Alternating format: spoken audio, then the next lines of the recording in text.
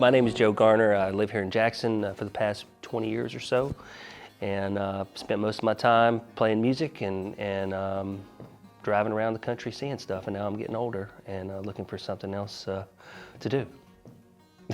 That's a little bit of a weird one, I guess. Yeah, my background with writing kind of came through a sort of a weird circumstantial thing. I grew up rural Middle Tennessee, playing sports my whole life. I didn't know what I wanted to do, and so my dad said, well, if you don't know what you want to do, you're going to the Army, like I did. And I said, sir, yes, sir. And so I signed up for the Army and went to get my physical. It was like an all-day crazy long physical, and I got to this one point in the physical, and this old man was looking me over and stuff, and he started looking at my shoulder, and I had separated my shoulder playing basketball a few months before that. And he said, well, this isn't healed up yet, so long story short, they wouldn't admit me to the Army. So I was like, man, I really don't know what to do now. They said, you can come back in 6 months and we can do some paperwork and finagle stuff to get you in.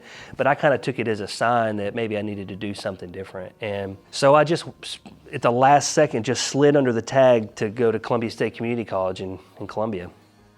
And the first day of classes, I had my writing composition class, which is just the normal English course that everybody takes.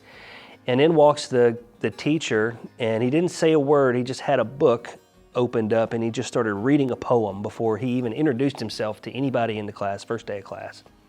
And I was hooked. I can't remember what the poem was, but he did it every day. This guy named Jeff Hardin, who still teaches there at Columbia State, made a huge impact on me, and just, I don't know what captivated me so much about, I think just I'd never heard anyone just stand up and read a poem for no reason. So the time came for us to write something. A few days later, he said, all right, I want everybody to write a poem, just whatever, 10 lines. And I didn't have a computer at the time. This is how long ago this was. It's the year 2000, I think.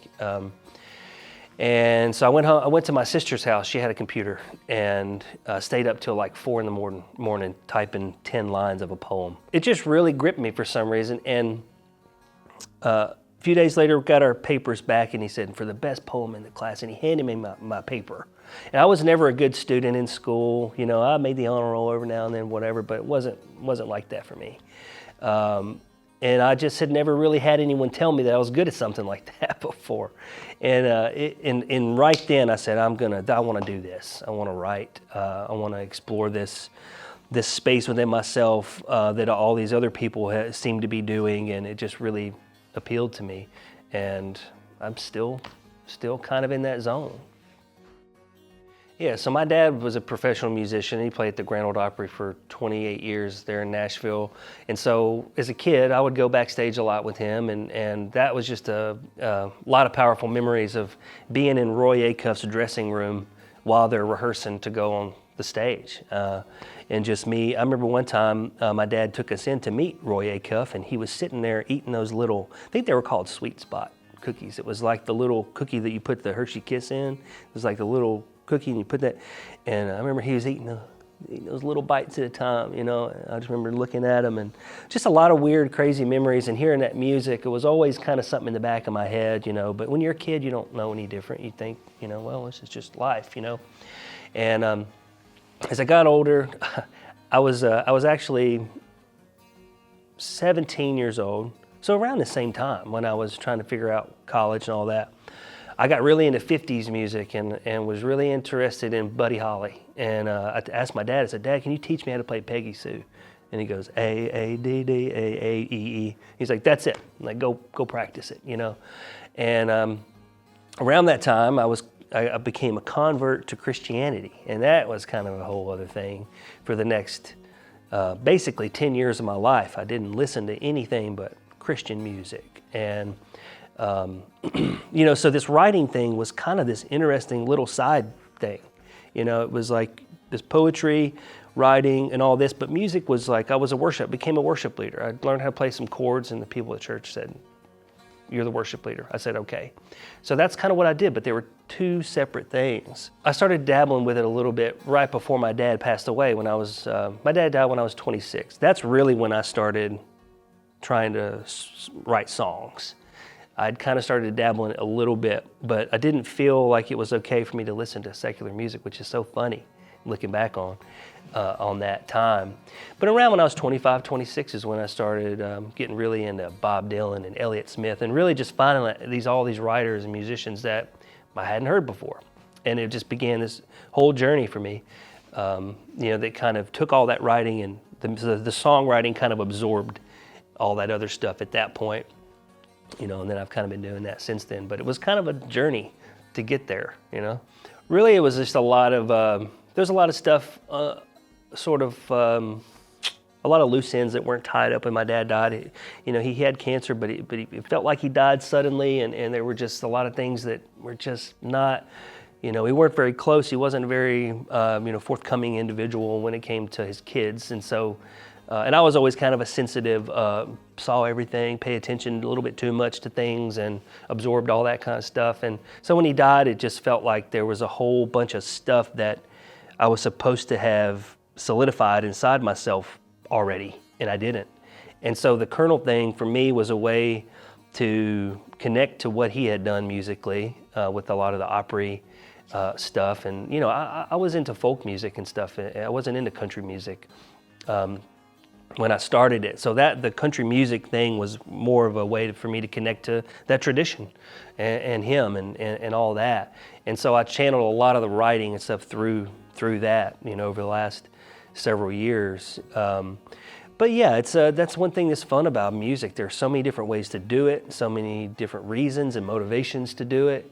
But for me, a lot of it just had to do with that, trying to connect to that Opry history, and but also have my own things that I wanted to say, within that.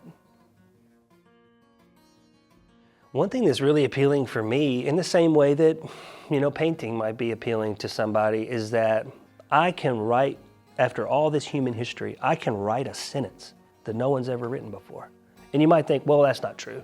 It's like the whole thing of you can put a bunch of monkeys in a room with a typewriter, and if you give them enough time, they'll write Catcher in the Rye or whatever, you've heard that. And that's the appeal, is that you can sort of peel back a layer of the present moment and do something that hasn't been done before, and it's unique to you. And does that mean that it's meaningful or, whatever? I don't know. But I think that's the thing that keeps me coming back.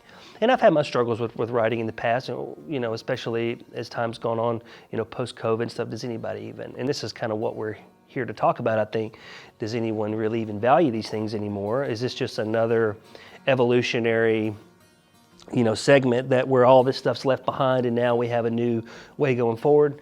Yes, it is that, but what are we losing with some of these things, and does it even matter?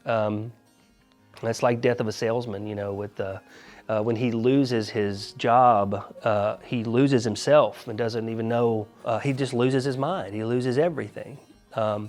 So, is that what's going to happen to someone like me who has enjoyed these processes, throughout the years? Does AI just sort of take all that away, and now you have to figure out a new way to do any of this? I don't know, but the thing that's given me joy is, sitting down and, being able to write a sentence that is meaningful and personal to me, but also that, it reminds you of the enormity of what it means to maybe be a human, That's the thing that's always interested me about writing and reading other people's work too, is that individual aspect, but also a reminder of, all of us and kind of what we're capable of, but.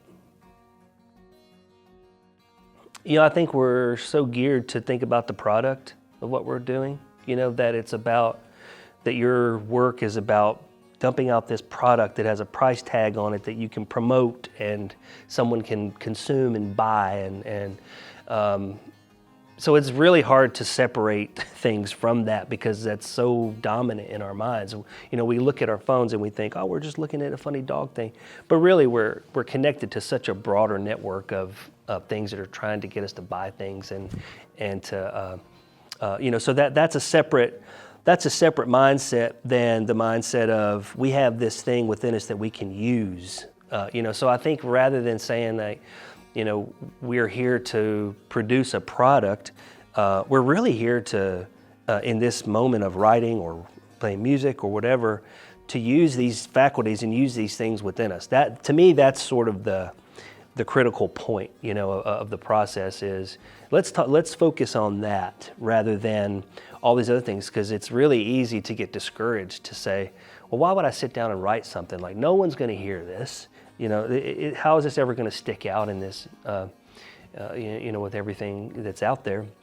I think giving yourself a chance and just sitting down, there's no way to lose. This is not a win or loser kind of situation. Really, it's just the fascinating thing is when you pull something out of yourself, or you sort of go fishing and you pull something up through all these different ways that that happens, and you surprise yourself. Even when you're writing your journal and you look back at it and think, man, that sounds pretty good. That to me is the really cool part. And to me, the things that I think that I've done that have been better than other things have come from those kind of moments where I kind of go, I don't really know where this phrase came from, but I put myself in that situation to pull that up and which that's a whole other thing too. I guess where do the ideas come from? Where do song ideas come from? Lyrics, things like this, which to me, those things get more interesting as you get older. But I think you have to be willing to sit there and do that, which takes practice. Practice not focusing on this thing as a product, but rather this process and how you use these tools and things within yourself and your surroundings to sort of push pause on things. That to me is, the place to kind of start from.